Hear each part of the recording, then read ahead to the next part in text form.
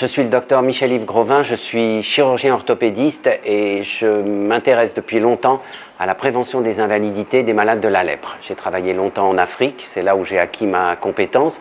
Et on est ici en Côte d'Ivoire où on fait une mission de supervision avec les médecins du programme national qui prennent en charge les malades. Alors, prévention des invalidités et réadaptation physique, PIRP, P-I-R-P. PIRP, qu'est-ce que ça veut dire? PIRP, c'est la prévention d'invalidité, c'est-à-dire c'est tous les traitements pour prendre en charge les malades avant que l'invalidité arrive. Bien sûr, il y a la PCT qui traite le malade bactériologiquement, mais on sait qu'une fois que le malade a eu la maladie, il risque de faire une complication qu'on appelle une réaction. Et là, il faut le traiter avec d'autres médicaments. C'est la cortisone. La cortisone, c'est un médicament très puissant, dangereux, et donc il faut suivre ça de près. Et on suit les malades avec des bilans neurologiques. On sait que le bacille de Hansen se met dans les nerfs et atteint les nerfs périphériques, ce qui entraîne les paralysies des mains, des pieds et des yeux. Et nous, on veut agir avant cette paralysie, au moment où le malade commence cette réaction. Et on donne le traitement et on suit le malade et on suit sur le bilan neurologique la progression du traitement qui peut durer 6, 7, des fois 8 ou 9 mois en fonction de la complication.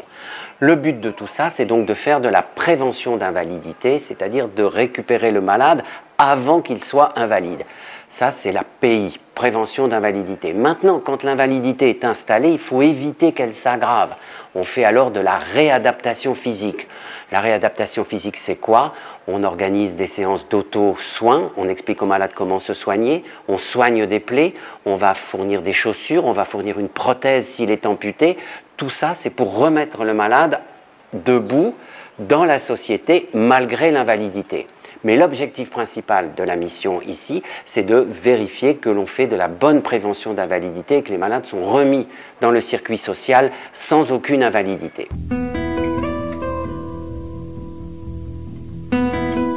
Voilà, on est avec Philippe et nos amis pour faire un examen neurologique. Alors on va le décliner du haut en bas. On commence en général par le visage. On fait un petit travail d'inspection et assez facilement, on va voir sur les côtés si on trouve le plexus cervical superficiel. On tourne la tête à jour frisant, on regarde. Bon, là, on n'en voit pas. Ensuite, on a le visage, on regarde s'il cligne les yeux. On voit qu'il cligne à peu près régulièrement, on va le surveiller. Voilà, hein, on fait déjà une première vision de ça. Il n'y a pas de nerf à palper, sauf éventuellement le nerf susorbitaire en passant le doigt ici comme ça, qui est un nerf qui est sous-cutané, qui de temps en temps est augmenté de volume. Et puis toi qui le supervises, il faut que son nom soit là, et puis une fois que tu es d'accord avec la conclusion, que tu es d'accord avec le traitement cortico, il faut que tu signes. Tu mets ton tampon et tu signes, tu valides. C'est pas une réaction, il ne faut peut-être pas le mettre sous corticoïde, et toi tu es en train de me montrer que tu récupères la sensibilité. Donc tu es en train de faire le but de ce pourquoi on est tous là, faire de la prévention d'invalidité. Or là tu fais de la prévention, parce que si il a une bonne sensibilité ici, il va pouvoir travailler, il ne va pas se blesser. Donc on est dans notre sujet. Donc vous avez bien fait de le mettre sous cortico. Du coup, 40 en un mois, tu as déjà baissé beaucoup. Moi, je serais vous, je laisserais le palier de 40, ne réaugmentez pas. Mais laissez le palier de 40, allez, 15 jours, 3 semaines, 1 mois, parce que ça récupère, avant de commencer à baisser de 5. La maladie lèpre, c'est une maladie qui guérit. Si tu suis tout le traitement, tu guéris. Je demande à mes frères, mes soeurs, mes enfants, si ils ont eu la maladie, ils voient des taches sur eux, ils n'ont qu'à se présenter très tôt à l'hôpital. Il faut être propre à tout moment. D'accord, donc il en a ici encore, et toutes ces taches étaient réactivées. D'accord, il en avait dans le dos aussi? Oui, aussi, d'accord. Ok, et là, tout s'est cicatrisé. Tu diagnostiques la réaction au 8e mois. Comment ça s'était passé? Quand tu avais donné la PCT, il n'avait rien. Tu l'avais prévenu de revenir s'il y avait un problème. Comment tu as fait? En fait, après l'avoir dépisté, nouveau cas de lèpre MB, oui. Je l'ai mis sous PCT. Et après, par rapport à la douleur de SPE, je l'ai mis sous INS. D'accord. D'accord. Mais tu lui as expliqué quoi à ce moment-là? Je lui ai dit qu'à tout moment, voilà, il pouvait avoir des douleurs, ouais. Son corps peut chauffer. Ça va. Et il peut avoir des douleurs au niveau des trajets nerveux que je lui ai montré. D'accord. Ok. Et c'est à ce moment-là, lorsque ces signes sont apparus, c'est là qu'il est venu, 8e mois. 8e mois avec une paralysie. Donc avec un pied tombant. Donc là, on reprend 25 mars, c'est le dépistage. Voilà. Hein, regarde. Hein, donc hypertrophie à 2, il n'a pas de douleur, 3, il est au maximum, 6, il est normal. D'accord ? Bon, ça va. D'accord ? Bon, donc bilan neurologique normal, tout est en bleu, ça veut dire que tout est normal, normal. Hein, voilà, donc il a fait son bilan d'entrée, on regarde rapidement. Pareil au niveau pour le radial, pour la main, pas de problème. Le sciatique poplité externe, quand même, il avait une hypertrophie à 1, il avait une douleur spontanée, quand même, il avait une douleur à 1.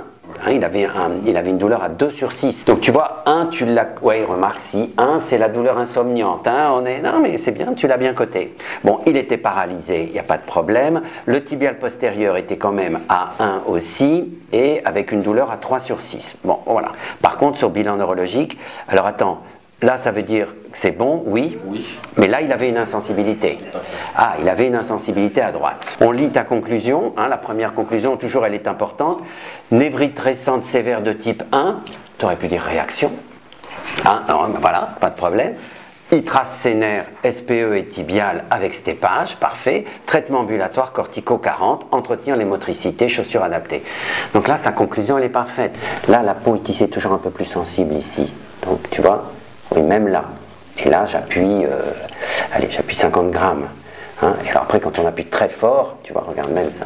Donc il n'a pas ce qu'on appelle de sensibilité de protection. C'est-à-dire que dans sa chaussure, de la friction, des pressions, un caillou, une épine, il ne va pas sentir. Ok, tu le palpes en sortie de canal. On avait déjà, Divo, évoqué de palper le nerf en sortie de canal. Hein. Et notre ami hier, il était encore en amont. Ouais. Et là, tu l'avais senti, ça va? Pas trop mal? Ça fait mal. Ça fait mal. Ah, tu le sens? Et alors, on regarde vite en amont. En amont, on sent rien, mais voilà, comme d'habitude, hein, vraiment, là maintenant. Alors moi, je vais doucement, parce que comme il avait mal, là, ça fait mal. Moi, je ne le sens pas, mais c'est là où il est. Il se divise en deux. C'est là où il est. Si de le chercher, il a mal, c'est tout, voilà. Donc il a quand même encore une névrite de son nerf tibial. Donc si on se résume avec lui, il fait une réaction, il guérit sur le plan moteur mais pas sur le plan sensitif, et comme on est à 40 mg et pas à la dose maximum parce qu'on est en ambulatoire, il récidive un peu ses douleurs nerveuses et il récupère pas sa sensibilité. Ok, donc en théorie, hospitalisé 1 mg/kg, on peut peut-être récupérer. En pratique, il est étudiant, il doit mener sa vie. C'est compliqué. À mon avis, tu le laisses à 40. Le péroné est ici. On se glisse derrière le genou. On évite le gros tendon qui est là, qui est le biceps fémoral, qui est un tendon qui sert à plier la jambe. Donc, il ne faut pas le prendre pour le nerf. Il faut aller chercher le nerf derrière avec 2 ou 3 doigts. Voilà. Et là, pareil, on le sent ici derrière. Ça fait mal? Non, là, il n'a pas de douleur. Voilà, là, on a fini par palper tous les nerfs. On trace tout ça sur le bilan neurologique, bien sûr. Les malades, à cause de leur insensibilité, on les soigne, on les hospitalise. Mais la chose la plus importante et à laquelle on attache beaucoup d'importance, c'est que le malade se prenne en charge et qu'il fasse ce qu'on appelle de l'auto-soin. C'est le self-care des Anglais. Alors, on a beau expliquer au malade, le malade n'est pas très assidu à ça. Et on a une explication des ethnologues, les ethnomédecins, qui sont des spécialistes de l'ethnologie et qui sont aussi médecins, nous expliquent que chaque personne a un pot de comportement et ce pot est plein. C'est-à-dire que pour chaque situation, il a un comportement.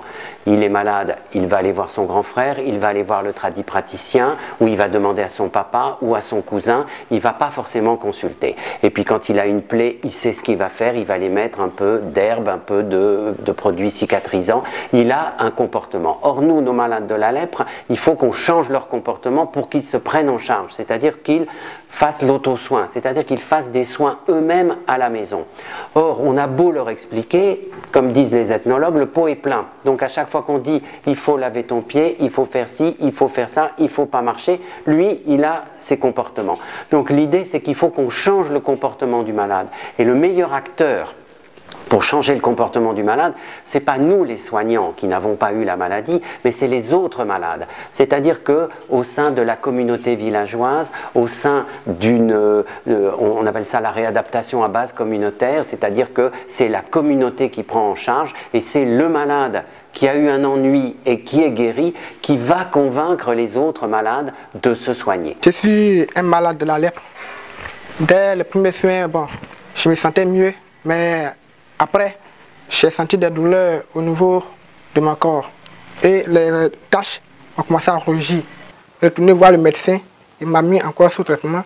Donc j'ai suivi le traitement jusqu'au bout, et sans interruption. Et actuellement, je vois que ça va mieux. Parce que au départ, je n'ai pas marché. Voilà, la tournée s'est terminée. Déjà, on peut dire que sur le terrain, les gens travaillent et les malades sont soignés, ce qui est le côté positif.